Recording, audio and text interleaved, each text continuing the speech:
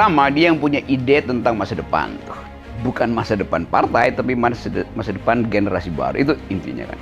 Kan kita mesti bayangkan, 1 dekade ke depan itu soal perkembangan teknologi akan menuntun pemimpin itu untuk peduli pada akibat-akibat dehumanisasi karena perkembangan teknologi, robotik segala macam tuh, ChatGPT segala. Jadi itu yang kita mau, supaya pemimpin itu paham tentang perkembangan teknologi.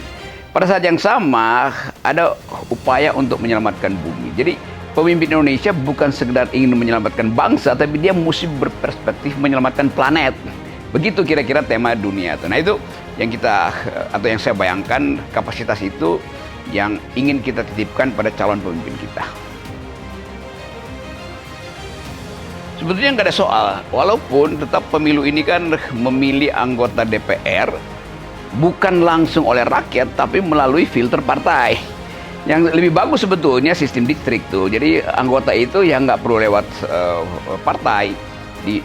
Kan dibikin nomor 1, nomor 2, nomor 3 tuh. Jadi partai sebetulnya kita memilih tidak langsung, kecuali presiden kita pilih. Itu pun separuh tidak langsung, karena udah dipilihkan oleh lembaga survei si calon presiden ini kan.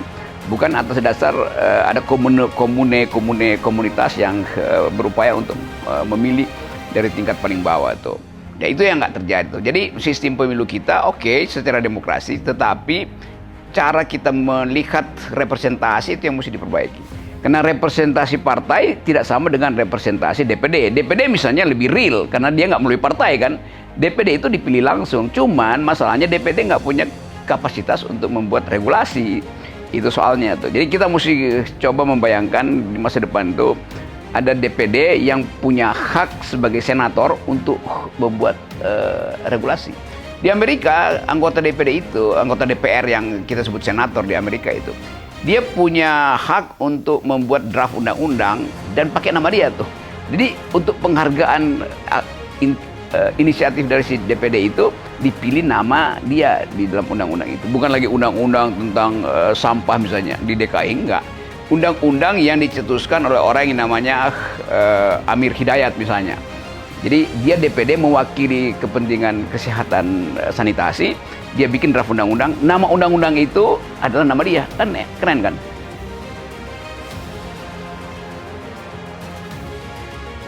Ya mulai calon nomor 1 misalnya Anies tuh. Anies punya kapasitas untuk mengurai persoalan dari perspektif metodologi akademis tuh. Karena itu pikirannya utuh itu. Orang yang belajar metodologi pasti nggak mau ada celah di dalam konseptualnya tuh. Itu keunggulannya di situ. Pak Prabowo punya keunggulan non akademis tapi dari prestasi kepemimpinan dia di militer, di partai politik karena dia punya partai, dan sikap dia yang patriotik. Jadi kita lihat bagian itu unggul di dia. Anies mungkin paham tentang pertahanan, tetapi Prabowo jauh lebih paham kan. Prabowo melakukan aktivitas dari masa muda dan dia tahu tentang peta pertahanan dunia tuh.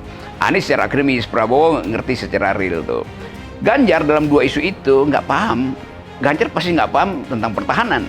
Padahal era ke depan itu adalah era untuk masuk dalam perang proksi kan. Jadi keunggulan Ganjar apa? Saya nggak tahu apa keunggulannya.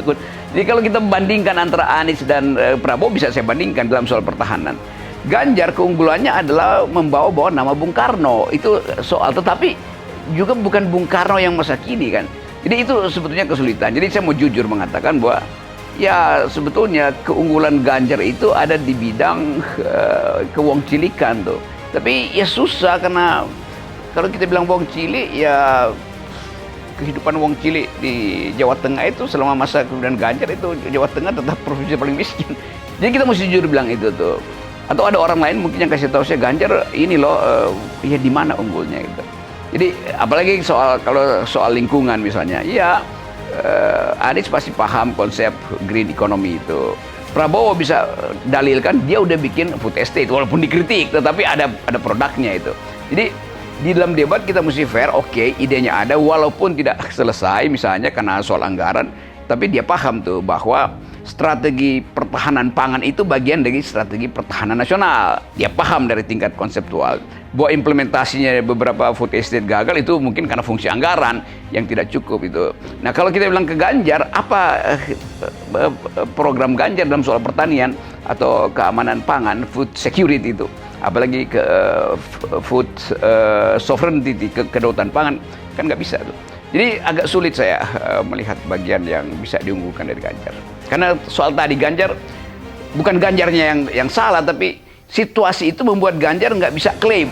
Kalau dia klaim tentang prestasi food estate misalnya, loh itu klaim buat Jokowi. Padahal Megawati merasa bahwa Jokowi tidak membantu partai itu. Jadi kesulitan Ganjar ada di situ. Yang dua tadi bisa saya sebutkan. Terutama hanya soal pertahanan pada Prabowo dan cara berpikir akademis ada pada Anies. Kalau kita lihat survei, artinya kita nggak masukkan unsur ini direkayasa apa nggak rekayasa. Itu Prabowo melenggang mungkin sepertiga putaran itu. Karena kita lihat secara masif ada upaya untuk menjegal di dalam debat, tapi itu kan nggak berpengaruh banyak.